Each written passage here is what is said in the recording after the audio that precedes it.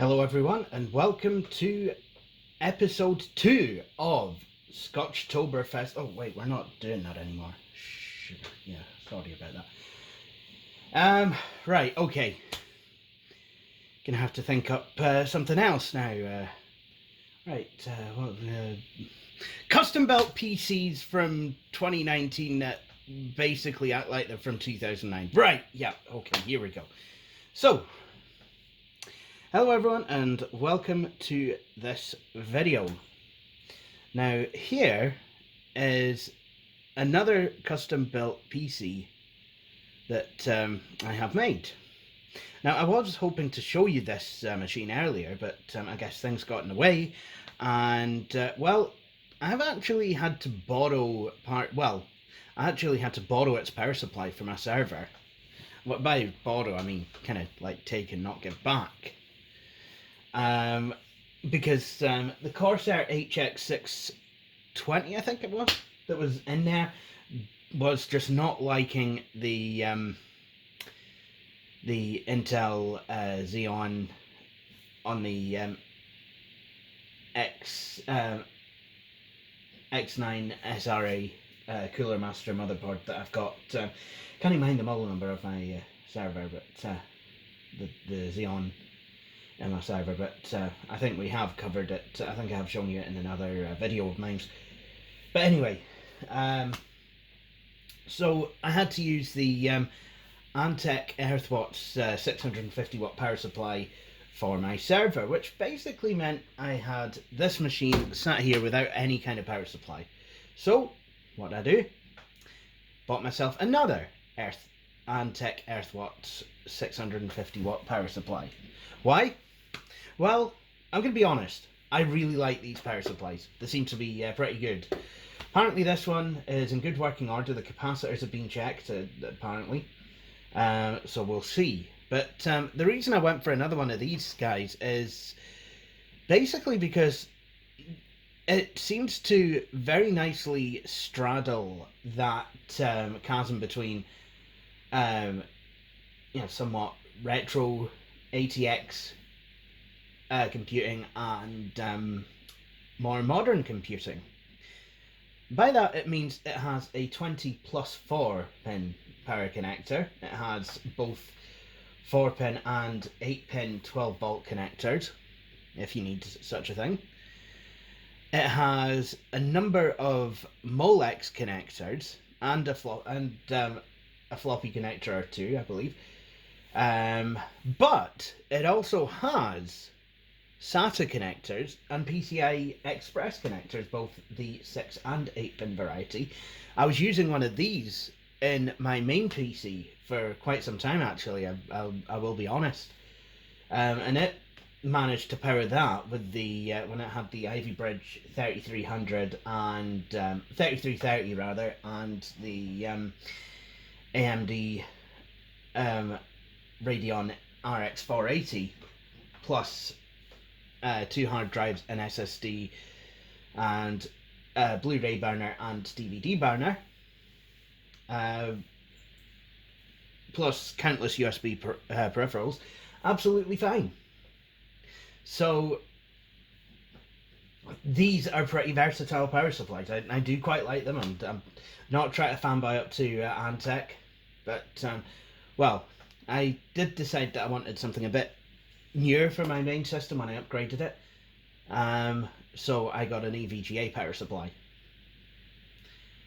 EVGA 700 watt power supply. Now this power supply, I think it's about 10 years old or something. I can't mind like what vintage these Antec power supplies are, but I know that they did at least come out in the PCI Express era, hence the PCI Express connectors. They are not modular, so you have to find somewhere to put all your cables. I've just kind of stuffed a lot of them up here above the optical drives. I know the placement of the optical drives in this case is a bit wacky, but I think this actually goes back to when I had a Pentium 2 board in here, and I think for whatever reason I couldn't put the optical drives up at the top because the cables that I had weren't long enough. So, well, I think there was only this drive originally in here. Might actually need to come out this drive, actually. Thinking about it, might actually need to replace it, put a different one in. There was only this drive, but yeah, it's I added this one for out of the beast. The beast, unfortunately, is dead. Sorry about that, guys. It's now an X beast. The motherboard, I was looking at it because the original case was kind of coming apart. If I'm going to be completely honest, so what I did was I decided to take everything out of the case and put. And the original plan was to put everything that made up the beast in this case because it was a full ATX chassis. Okay, except that didn't really happen that way. Took one look at the board. Saw a couple of bulging capacitors and thought, no. Now, I've already explored on this channel why I can't recap motherboards, you know, given my visual impairment and, you know, lack of access to things like CCTV cameras, you know, being able to actually kind of, you know, get close enough to actually solder.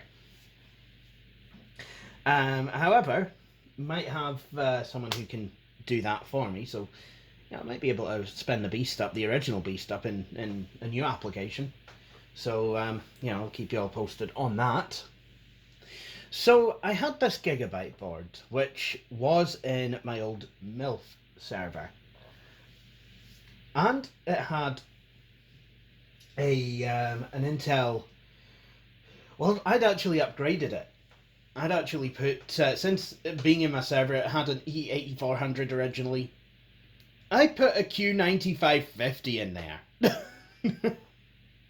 And I've added 4 gigs of DDR-ROM.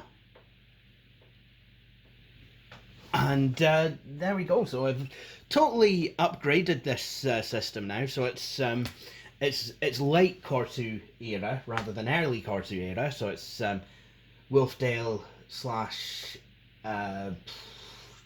Yorkfield, I believe it is. Yorkfield.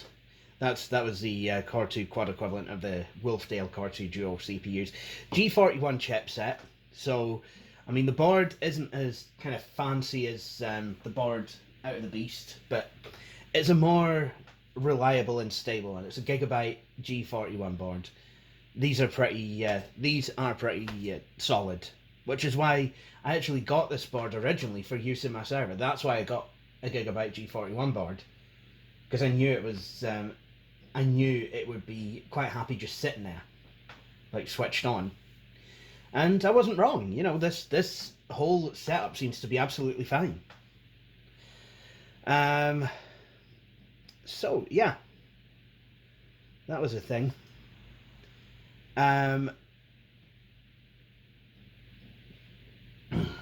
So I also had this, the graphics card, GTS 250. Nice. So I threw that in, and I've also got a Hauppauge dual TV tuner card, which has... Actually, why don't we have a look at the I/O of this system? So on the rear of the system, obviously, you've got your kettle lead from Earthtech. Antec Earth. I keep wanting to call it an Earthtech power supply. It's an Antec Earthwatch power supply. That works as a switch. So you've got PS2 mouse and keyboard and mouse ports. IEEE 1284 parallel printer port. You have RS-232 serial port. Not in any way condoned or recommended or associated with Kellogg's or Nestle or any cereal maker, actually, if I'm honest. A set of 2 USB 2 ports, another set of 2 USB 2 ports, Ethernet port, mic out, mic in rather, line out and line in. Nice. And then you've got the graphics card, which has 2 DVI ports and an S video out, so you can tell it's an older card actually.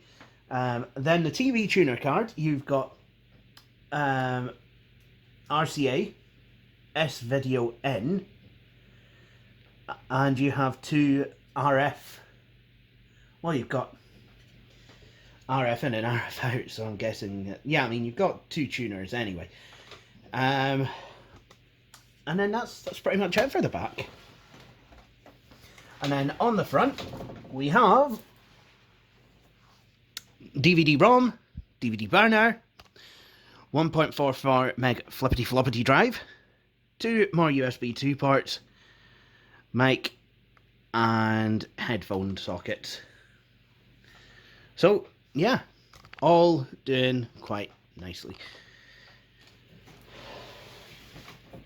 So I suppose I best hook this machine up and see if it actually goes.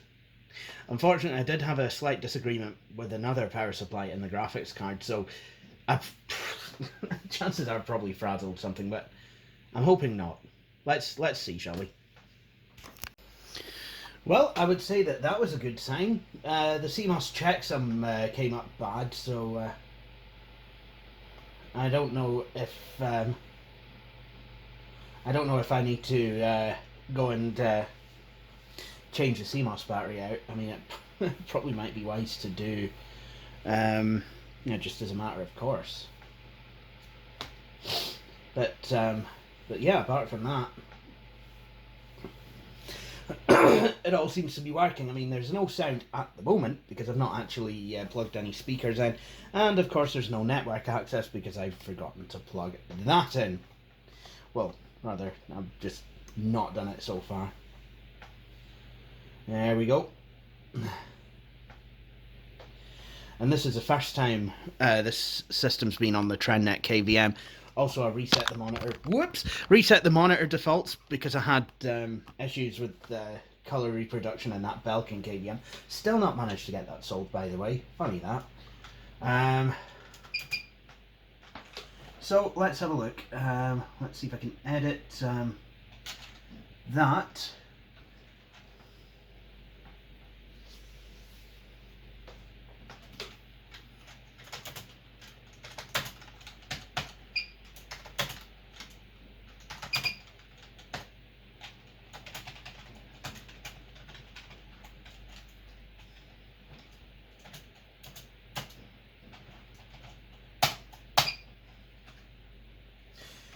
There we go.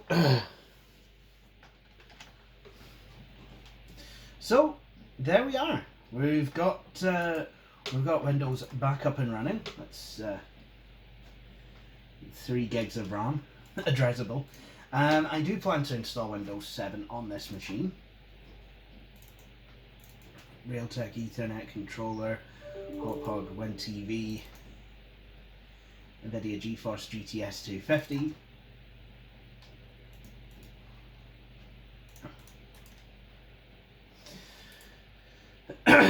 Oops, kind of getting, kind of going a bit all Windows 10ish here. I'm thinking I can right-click the start button for a whole bunch of options. Disk management. Let's see, do I have multiple hard disks? Yes, I do.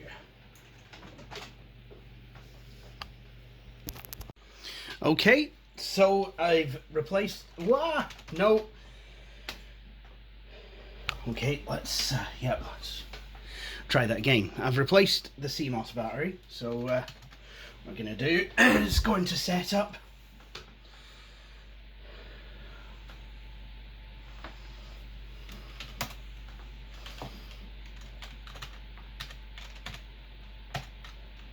so it's October the 7th, 2019, and the time is 10 past 8. Yes, I do have a floppy drive. Yep. Why not? Floppy, CD-ROM, hard disk, password check, setup smart is enabled, CPU 90 max to 3, no execute memory protect enabled. Yep. Yep, virtualization technology is enabled. It's the only board to support virtualization technology that I've seen with it enabled by default. So yep. Also, I'm going to change the speaker channel. 3, 4, 5. Right, yeah. That's where it gets a bit complicated. Because the Compact is on channel 5, but it doesn't actually have any speakers plugged. Well, it's got its own speakers, so it doesn't need the switcher. Onboard hardware LAN enabled. Green LAN. Dynamic turn LANs chip clock off. No.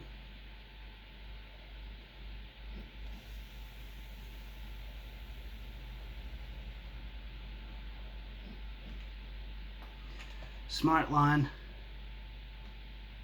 Start detecting at port. Detected.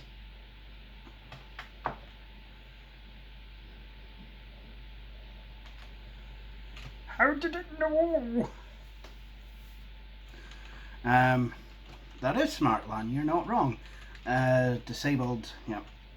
Enabled USB controllers, USB keyboard function. Yep. PC health status. V-Core 1.252 volts. DDR 15 volt. 1.520 volts. 3.3 volts, 3.31, that's fine. Current 12 volt, 12.302, that's about right. Current CPU temperature 35 degrees, that's pretty nice. Current CPU fan speed 1300 RPM, that's okay. Current system fan speed 0 RPM, that's because it's all connected using Molex. CPU warning temperature, CPU fan fail warning, system fan fail. CPU smart fan control, yep, that's absolutely fine. Save to CMOS and exit. Boom, there we go.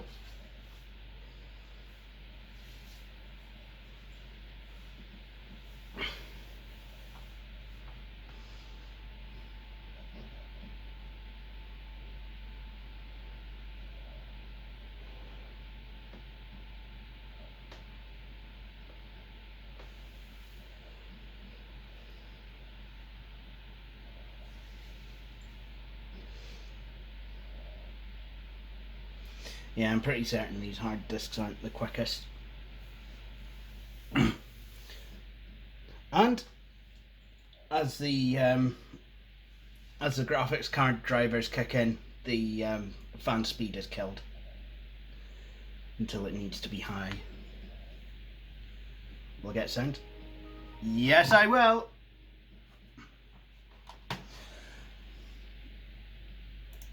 So there we have it. System is now working. Absolutely fantastic. Seriously, it really is. Glad to have an XP system back in the fold. A couple of things that I've actually been wanting to do that I've needed an XP box for. One of which we will do right now. So this is Midnight Club. This is a game by Rockstar. It's Midnight Club 2, actually. I've never played this. So let's install it and play it. Now this game, it apparently will not run on system versions after XP. So I'm led to believe. So let's drop a disk in the drive and see where it takes us.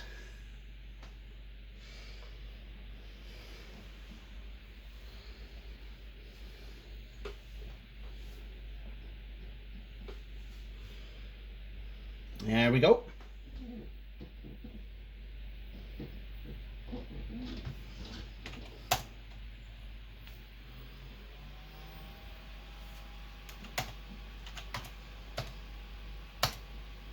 Oh, and just in case anyone is wondering what system is running on here, it's actually Windows XP Media Center Edition. Not a bad fit really, and I've just realised I completely forgot to plug in the coaxial cable for video. Oopsie, I'll have to do that later. I have actually used this machine already for a real world application. I have it connected to my VCR, which is in that cupboard where my TV is, and I have actually used this to transfer. Actually, no, I don't think I used it with the VCR. I actually used it with my camcorder, actually, to transfer some footage I had lying about on a VHS-C tape. So, my old analog JVC camcorder that I received as a 17th birthday present from my parents, I actually used this PC to transfer some stuff that I still had on a tape that I hadn't actually archived, and it did it quite well. I mean, the Hauppauge software isn't the best, so it did kind of crash halfway through. I mean, that has quite a nasty habit of crashing when you're recording, but it will still record. You just can't watch it as it's recording. Bit of an odd bug, but there you have it. You know, this is something that's kind of been a problem with Hauppauge software for a wee bit now. Actually, maybe in the brand new versions of it, it's fixed. But I don't have a brand new version of it, and I really don't think I should have to pay for a new version of WinTV for a device that really should come with it. Well, will have done originally, but you know, if you've got a Hauppauge card and you've not gotten the original CD-ROM, they will sell the WinTV software to you. And to be honest, I'm just not willing to pay for it.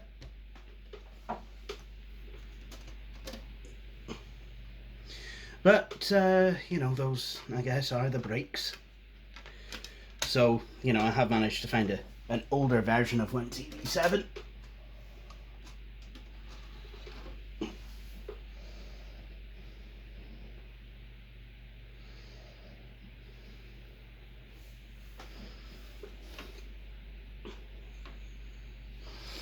All right.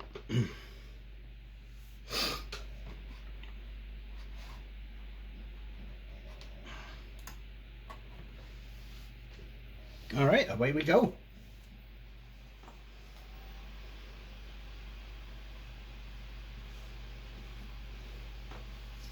Now, they say that Steam no longer works on XP, but people have managed to get it going. I will probably do some research and try to find out how, because there's a few games that I have in my Steam library I wouldn't mind playing on this system.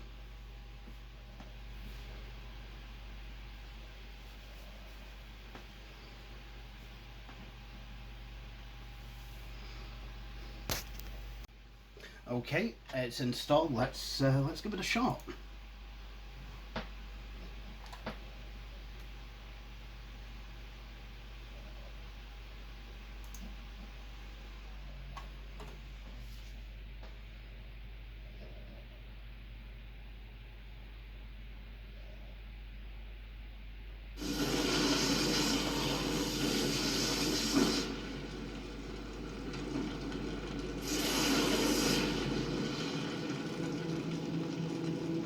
Oh, very nice.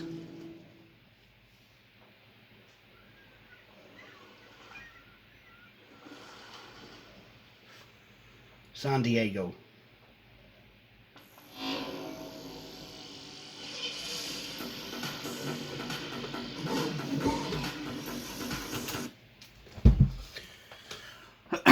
Rockstar and the Rockstar Games logo, San Diego. Press enter to start.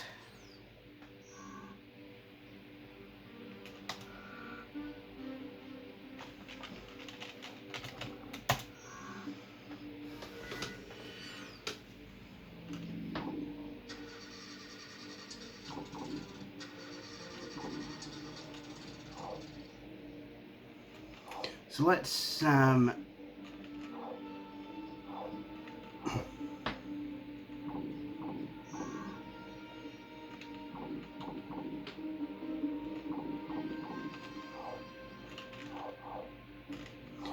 let's just do arcade mode for the time being.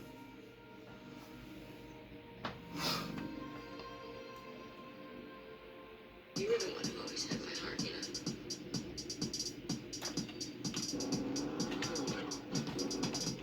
You were the one who always had my heart, you know. I never could. Well, these cars handle quite interesting. I think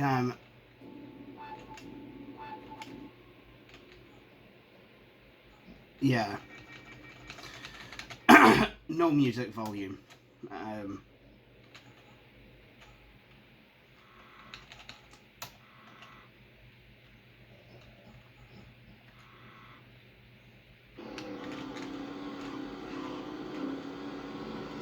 Wow, the way these cars handle is just, that should not be able to turn that easily. Let's be honest.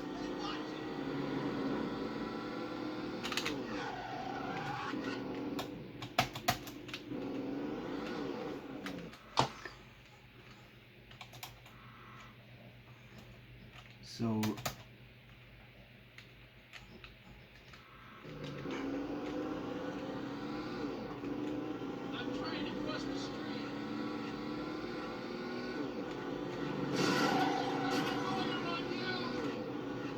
So very much like Grand Theft Auto, you can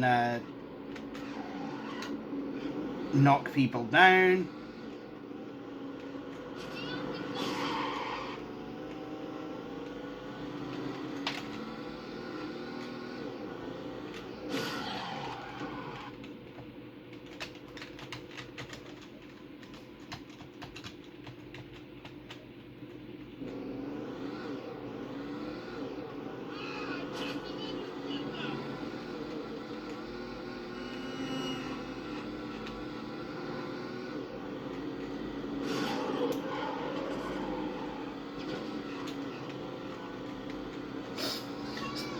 So this to me kind of feels like a grittier version of Midtown Madness. It's quite funny because I always used to get these two games mixed up. So yeah.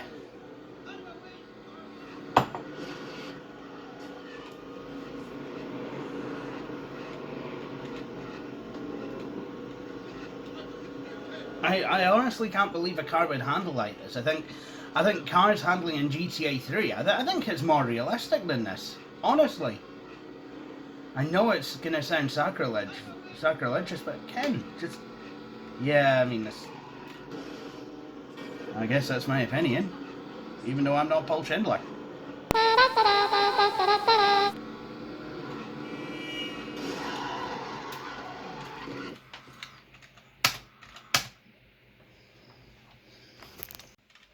So that's Midtown Madness, and it's apparently blocked by the firewall.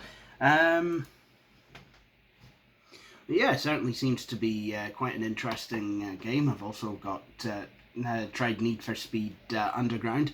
That's hell of a difficult, so it is. So yeah. So I also have Microsoft Office 2007 on here, because why not? I personally think it'd be rude not to. Hang on a minute.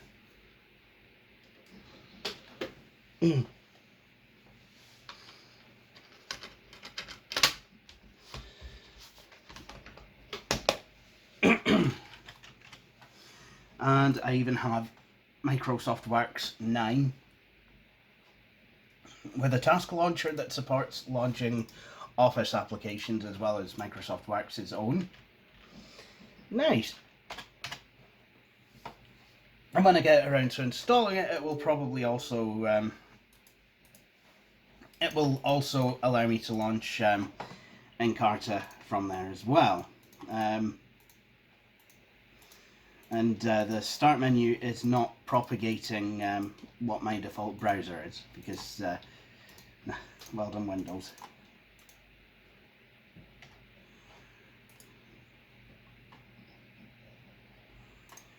Maybe if I go to defaults and then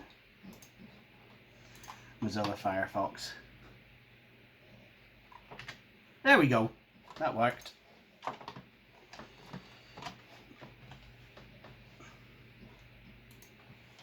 So yeah, there's a few little things I've got going with this system. But XP is only half a system. I do want to install Windows 7. But I think I will do that at some other time. So, with that said, I think I'm going to end this video here. I hope you've all enjoyed watching. If you have, please feel free to subscribe and join me for my next video. Cheery bye.